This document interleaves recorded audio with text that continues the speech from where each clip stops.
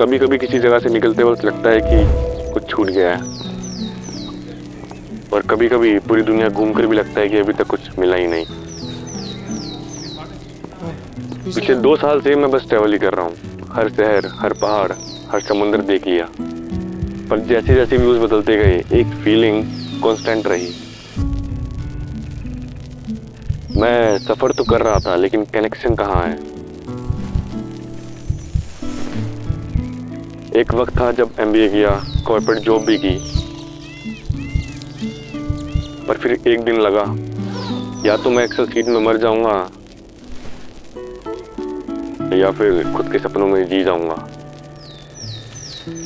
और मैंने दूसरा रास्ता चुना।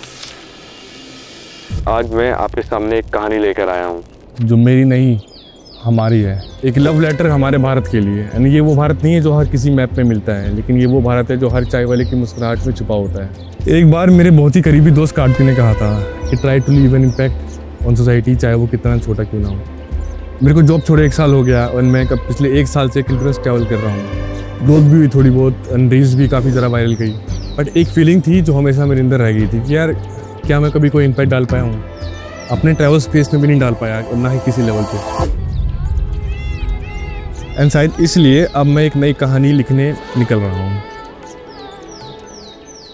Presenting India a love letter.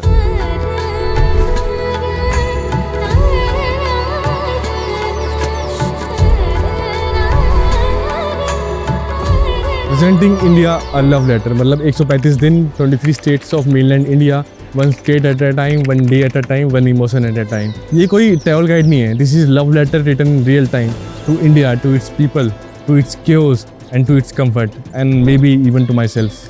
But इस सीरीज़ में एक ट्विस्ट है। इस सीरीज़ का बजट मैं नहीं, आप लोग सेट करोगे। नीचे कमेंट और डिस्क्रिप्शन में मैंने अपनी UPI की ID दे रखी है। आप जितना भी डोनेट करोगे, चाहे 500 हो या फिर 5000, मैं पूरा इंडिया उतने ही अमाउंट में ट्रैवल करके दिखाऊंगा, एंड वही होगा मेरी पूरी जर्नी का टोटल बजट। एंड इस जर्नी में उस टोटल अमाउंट में से जितना भी स्पेंड करूँगा मैं पूरा अर्न करूँगा वापस, एंड वापस दिल्ली आने के बाद वो अमाउंट इंटैक्ट रहेगी एंड वो किसी NGO को डोनेट किया जाएगा। तो बेसिकली इस सीरीज के आप इन्वेस्टर भी हो एंड रीजन भी। इस जर्नी के ना कुछ 4 सिंपल रूल हैं। रूल नंबर 1, हर स्टेट में एटलीस्ट 4 से 5 दिन स्टे करना ही करना है। Rule number 2, no advance booking. जहाँ जगह मिलेगी वहीं स्टे करना होगा। हॉस्टल हो या कोई ढाबा हो या फिर कोई सड़क, हर जगह स्टे करना पड़ेगा जहाँ भी जगह मिलेगी। रूल नंबर 3, हिचहाइकिंग अलाउड है, लेकिन ट्रुथ मैंडेटरी है।